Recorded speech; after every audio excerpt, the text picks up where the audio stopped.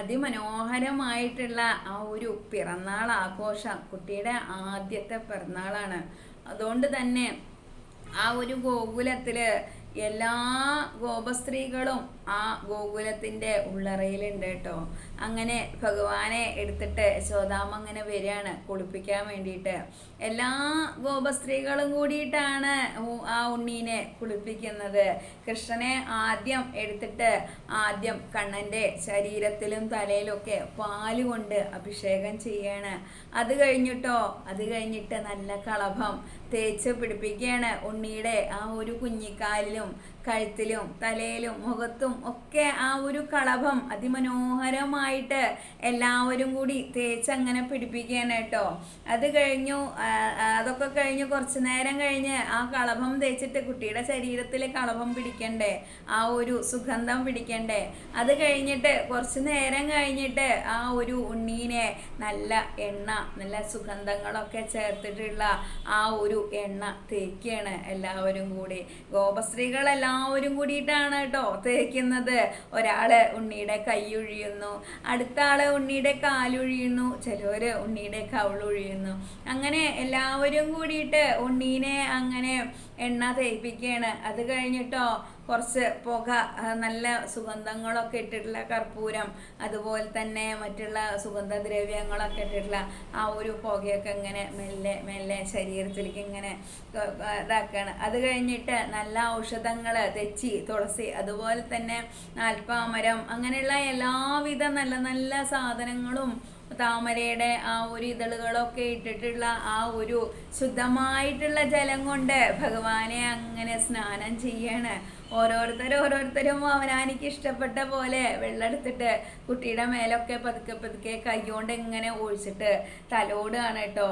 അത് കഴിഞ്ഞ് ആ ഒരു കണ്ണൻ്റെ കുളി കഴിഞ്ഞിട്ട് ആ ഒരു നല്ല ഒരു തോർത്തെടുത്തിട്ട് ഉണ്ണീനെ അതിമനോഹരമായിട്ട് തുടക്കുകയാണ്. ഉണ്ണിയുടെ ഓരോരോ കൈയും വിരലുകളും ഓരോരുത്തരും ഓരോരോ ഭാഗങ്ങള് നല്ല ആസ്വദിച്ചിട്ടാണ് ഉണ്ണിക്കണ്ണൻ്റെ കൈയും കാലൊക്കെ തുടച്ചു കൊടുക്കുന്നത്. ചിലവരെ വിരലുകള്, ചെവി ഒക്കെ ഓരോരുത്തർക്കും ഉണ്ണി അത്രയും പ്രധാനപ്പെട്ടതാണ്.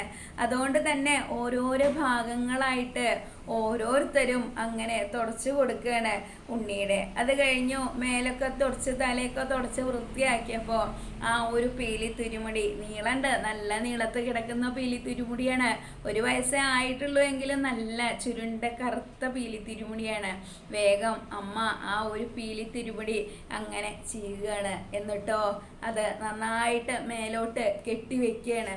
അത് കഴിഞ്ഞ് ആ ഒരു പീലി തിരുമുടി ചീകി കെട്ടി വെച്ചിട്ട് അതിൻ്റെ നടുവില് നല്ല അതിമനോഹരമായിട്ടുള്ള ഒരു മയിൽപ്പീലി വെക്കുകയാണ് കേട്ടോ. അതുമാത്രം നെറ്റിയിലെ അതിമനോഹരമായിട്ടുള്ള ഒരു കിരീടം, നല്ല മുത്തുകളും പവിഴങ്ങളും ഒക്കെ പതിച്ചിട്ടുള്ള ഒരു കുഞ്ഞ് കിരീടം ഭഗവാന്റെ ആ ഒരു നെറ്റിയില്, ഉണ്ണിക്കണ്ണൻ്റെ നെറ്റിയില് അമ്മ വെച്ചു കൊടുക്കുകയാണ്, തലയിൽ വെച്ചു കൊടുക്കുകയാണ്. അതിൻ്റെ തലപ്പത്തായിട്ടാണ് ഈ ഒരു പീലി, ഭഗവാന്റെ പീലി വെച്ചിരിക്കുന്നത് കേട്ടോ. ആ പീലി വെച്ചതോടുകൂടി ഉണ്ണിക്കണ്ണൻ തലയൊന്നാട്ടാണ്. അതോടുകൂടി ആ പീലി എല്ലാവരെയും ഒന്ന് മാടി വിളിക്കുകയാണ് ഉണ്ണിക്കണ്ണൻ്റെ പീലി. അങ്ങനെ ആ ഒരു പീലിയും ഒക്കെ വെച്ചിട്ട് ഉണ്ണിയുടെ മുഖത്തൊക്കെ നന്നായിട്ട് ഭംഗിയുള്ള പൗഡറൊക്കെ ഇടിച്ച് സുന്ദരനാക്കുകയാണ് ഉണ്ണീനെ. അത് കഴിഞ്ഞിട്ടോ ഉണ്ണിയുടെ കണ്ണില് അഞ്ജനം, സുഗന്ധങ്ങള്, അതായത് നല്ല നല്ല ഔഷധങ്ങളൊക്കെ ചേർത്തിട്ടുള്ള അഞ്ജനം നീട്ടി എഴുതിക്കുകയാണ് ഉണ്ണിക്കണ്ണൻ്റെ ആ കണ്ണുകൾ രണ്ടിലും. അത് കഴിഞ്ഞിട്ട് നല്ല ഗോപിക്കുറി, ഭംഗിയിലെ ഗോപിക്കുറി തൊട്ട് കൊടുക്കുകയാണ് അമ്മ. എത്ര യശോദാമ്മയ്ക്ക് ഉണ്ണീനെ അലങ്കരിച്ചാലും മതിയാവില്ല. എന്നിട്ട് ഒന്ന് ഉണ്ണീനെ നോക്കും, ഓ നല്ല ഭംഗിയുണ്ട് തൻ്റെ ഉണ്ണി എന്ന് യശോദാമ്മ സ്വയം ഇങ്ങനെ പറയും. അതിനുശേഷം രണ്ട് കാതിലും നല്ല ഭംഗിയുള്ള കുണ്ടലങ്ങൾ അണിയിക്കുകയാണ്, നല്ല രത്നങ്ങൾ പതിച്ച നല്ല ഭംഗിയുള്ള കുണ്ടലങ്ങൾ. അത് കഴിഞ്ഞ് ഉണ്ണീനെ നല്ല ഒരു മഞ്ഞപ്പട്ട് ഉടുപ്പിക്കുകയാണ്. അത് കഴിഞ്ഞിട്ട് മേൽമുണ്ടായിട്ട് നല്ല ചുവന്ന കളറിലുള്ള നല്ല ഒരു പട്ട് എടുത്തിട്ട് മേൽമുണ്ട് ധരിപ്പിക്കുകയാണ്. ഓരോരോ മാലകളായിട്ട് ഉണ്ണിയുടെ ആ ഒരു ചെറിയ കഴുത്തിൽ അമ്മ ഇങ്ങനെ ഇട്ട് കൊടുക്കുകയാണ് കേട്ടോ. നല്ല മുല്ല മുട്ടുമാല, അതുപോലെ തന്നെ നല്ല വൈരക്കൽമാല അതൊക്കെ ഇട്ടിട്ട് ഒരു 3-4 മാലകൾ ഇട്ടിട്ട് അത് കഴിഞ്ഞിട്ടോ യശോദാമ്മ നോക്കുകയാണ് തൻ്റെ ഉണ്ണി ഭംഗിയുണ്ടോ എന്ന് നോക്കുകയാണ്. എന്നിട്ട് വീണ്ടും യശോദാമ്മ നല്ല വേറെ ഒരു മാലയും കൂടി ഇടിച്ചിട്ട് അതിസുന്ദരനാക്കുകയാണ്. കയ്യിലെ തോൾവളകളും കൈവളകളും മോതിരങ്ങളും. അതുമാത്രമല്ല, ഇതൊക്കെ കഴിഞ്ഞിട്ട് ഓരോരോ മണിയും കിലുകിലേ ചെല്ലുന്ന നല്ല ഒരു അരമണി അതും യശോദാമ്മ ഉണ്ണിക്കണ്ണനെ ഇട്ട് കൊടുക്കുകയാണ്. ആ ഒരു അരമണി ഉണ്ണിക്കണ്ണൻ ഒരു പൊട്ടടി വെക്കുമ്പോൾ കിലുകിലുകിലേ ചെല്ലും കേട്ടോ. അങ്ങനെ ആ അരമണിയുടെ കിലുക്കത്തിന് വേണ്ടിയിട്ട് അമ്മ ഉണ്ണീനെ വിളിക്കും, വരൂ ഉണ്ണി ഇങ്ങോട്ട് വരൂ എന്ന് അമ്മ വിളിക്കുമ്പോൾ ഉണ്ണിക്കണ്ണൻ ആ ഒരു പൊട്ടടി വെച്ചിട്ട് അമ്മയുടെ അരികിലേക്ക് ഓടിപ്പോവും. ഓരോരോ പൊട്ടടി വെക്കുമ്പോഴും ഈ അരമണി ഇങ്ങനെ കിലുങ്ങും ഉണ്ണിക്കണ്ണനെ നോക്കിയിട്ട്. അത് ആ സമയം ഉണ്ണിക്കണ്ണൻ്റെ അച്ഛൻ ഇപ്പുറത്ത് നിന്നിട്ട് ഉണ്ണി ഇവിടെ വരൂ എന്ന് ചോദിക്കുമ്പോൾ വേഗം ഉണ്ണിക്കണ്ണൻ അങ്ങോട്ട് ഓടും. അതുപോലെ തന്നെ ഉണ്ണിക്കണ്ണൻ്റെ പാദസരം നല്ല ഭംഗിയുള്ള പാദസരമാണ്. അതിങ്ങനെ നല്ല വീതിയിൽ കാലിൽ ഇങ്ങനെ നീണ്ട് വീതിയിൽ കിടക്കുന്നുണ്ട്. ഉണ്ണി ഓരോരോ ചുവട് വയ്ക്കുമ്പോഴും ആ കാലിലെ കൊലുസുകൾ നൃത്തം ചെയ്യാണ്. അതുമാത്രം ഉണ്ണിയുടെ അരയിൽ അതിമനോഹരമായിട്ടുള്ള ഒരു ഓടക്കുഴലുണ്ട്. സാക്ഷാൽ ശിവഭഗവാൻ ഉണ്ണിക്ക് സമ്മാനിച്ച അതിമനോഹരമായിട്ടുള്ള ഒരു ഓടക്കുഴല്. ആ ഓടക്കുഴല് അന്നേ കണ്ണനെ വിളിക്കാനറിയില്ല എങ്കിലും ആ ഓടക്കുഴല് കണ്ണൻ്റെ അരയിൽ നിന്ന് മാറ്റലില്ല.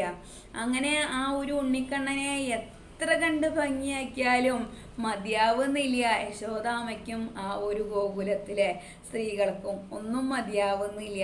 അങ്ങനെ അതിമനോഹരമായിട്ട് കൃഷ്ണൻ കാലിങ്ങനെ പിണച്ചൊക്കെ വെച്ചിട്ട് ഇങ്ങനെ ഓടക്കുഴലൊക്കെ വെച്ചിട്ട് അമ്മയുടെ മുന്നിൽ നൃത്തം ചെയ്യാൻ ശ്രമിക്കുകയാണ്. ഒന്ന് എഴുന്നേൽക്കും, ഒന്ന് നൃത്തം ചെയ്യാൻ നോക്കും, വീണ്ടും വീഴും, പൊട്ടടി വെച്ചും കൊണ്ട് അങ്ങനെ ഉണ്ണിക്കണ്ണൻ്റെ അതിമനോഹരമായിട്ടുള്ള നൃത്തം. അതുമാത്രോ ഒരുപാട് ആളുകൾ ഭഗവാന്റെ ആ ഒരു ആദ്യത്തെ പിറന്നാളിന് വേണ്ടിയിട്ട്, ഒന്നാമത്തെ പിറന്നാളിന് വേണ്ടിയിട്ട് വന്നിട്ടുണ്ട്. അതിൽ കുബേര ഭഗവാൻ മുന്നിൽ ആദ്യം ഓടി വന്നത് കുബേര ഭഗവാനാണ്. കുബേരൻ ഭഗവാൻ ഉണ്ണീനെ കണ്ടതോട് കൂടിയിട്ട് വളരെ സന്തോഷവാനായിട്ട് അങ്ങോട്ട് ചിരിക്കുകയാണ്. ചിരിച്ചതോടുകൂടി ആ ഗോകുലം മുഴുവനും സ്വർണം ഇങ്ങനെ മഴയായിട്ട് ഇങ്ങനെ വീഴാണ്. അതോടുകൂടി എല്ലാവരുടെയും ഒരു നിമിഷത്തെ ബോധം അപ്രത്യക്ഷമാവുകയാണ്. ആ ബോധം അപ്രത്യക്ഷമായതോടു കൂടിയിട്ട് ഈ മഴ പോലെ എല്ലാ സ്ഥലത്തും സ്വർണം നിറഞ്ഞു നിൽക്കുകയാണ്. അങ്ങനെ ആ ഒരു അവസ്ഥയിൽ നിമിഷ നേരം കൊണ്ട് ഇവർക്ക് എന്താ സംഭവിച്ചത് എന്നറിയാതെ അവരെല്ലാം ഒരു മായയിൽ അകപ്പെടുകയാണ്. ഭഗവാന്റെ അതിമനോഹരമായിട്ടുള്ള ജന്മദിന ആഘോഷങ്ങൾ അങ്ങനെ ഗോകുലത്തിൽ നടന്നുകൊണ്ടിരിക്കുകയാണ്.